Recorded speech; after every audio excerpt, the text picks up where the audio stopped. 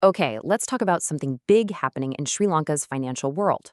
A brand new law, the Microfinance and Credit Regulatory Authority Act, is about to completely shake up the money lending and microfinance industry. So you might be asking, what's this new act all about? Who's it going to affect? And, why should you even care? Well, let's dive in and break it all down.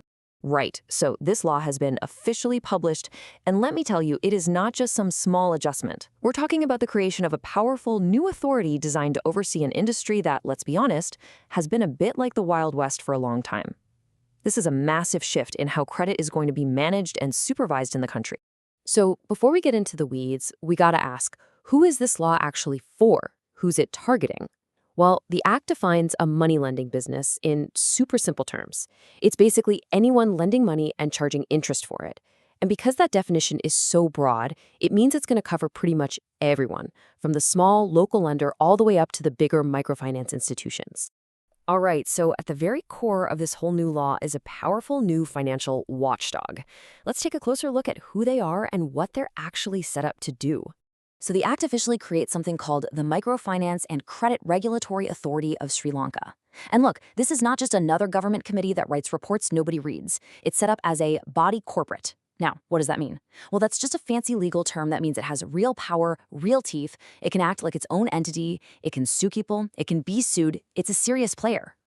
Okay, so what's their job exactly? Well, their mission is pretty clear. First up, they're here to regulate and keep an eye on the whole industry. Second, they've got to play nice and coordinate with the big guys, like the central bank. And third, and this is arguably the most important piece of the puzzle, they are there to protect you, the customer. It's really about striking a balance between a stable industry and safe consumers. So, how is this new authority actually going to enforce all these new rules? Well, the biggest and most immediate change is all about licensing. Let's get into who's going to need to get one. And the law is crystal clear on this. There's no wiggle room. Once this thing kicks in, if you're in the business of lending money, you absolutely must have a license from this new authority. Period. This is a massive move to bring what's been a huge informal market into a formal, regulated system. Okay, so let's break down who's in and who's out.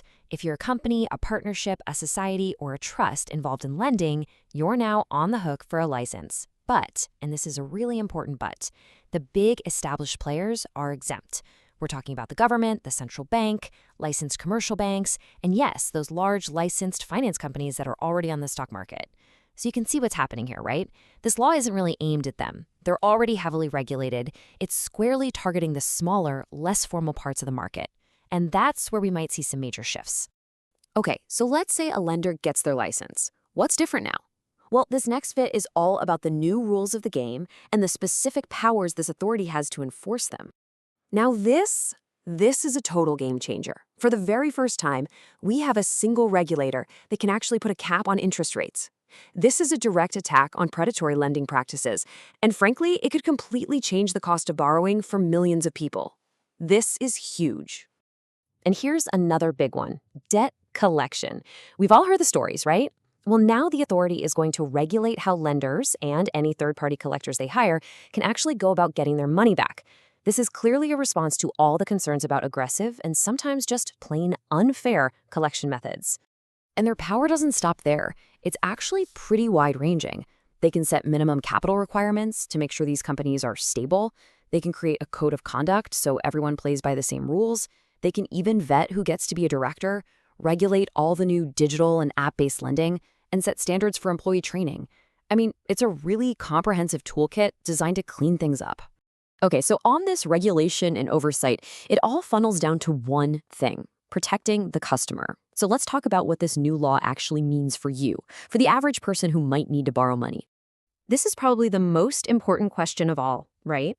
Under this new act, what are your rights as a borrower? What kind of protections do you actually have now? First off, the loan agreement itself is getting a major overhaul. It now has to be in writing before you get the loan, and it has to be in your preferred language, Sinhala, Tamil, or English. The terms have got to be simple, clear, and easy to understand. And maybe most importantly, the lender now has a legal duty to sit down and explain everything to you before you put your pen to paper. It's all about putting the power back in your hands.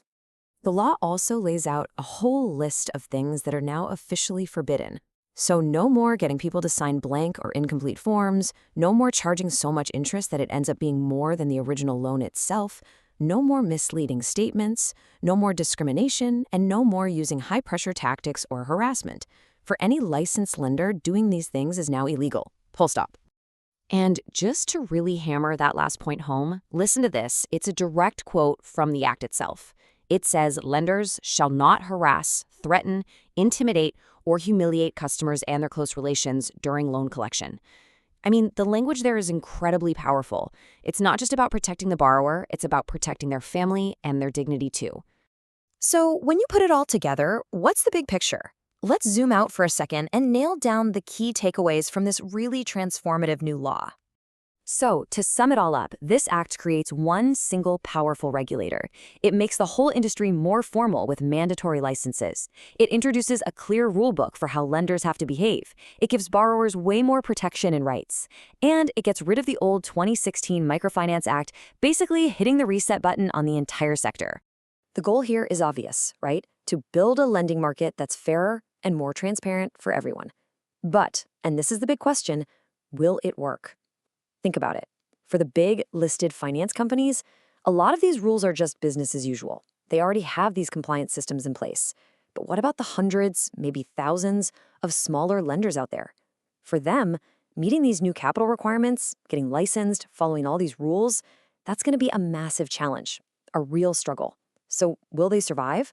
Or are we about to see a huge consolidation in the market, where the big fish get bigger and the little guys disappear? The framework is now in place, but the real test is whether this new oversight can create a market that's not just safer, but truly balanced and sustainable for everyone involved. I guess only time will tell.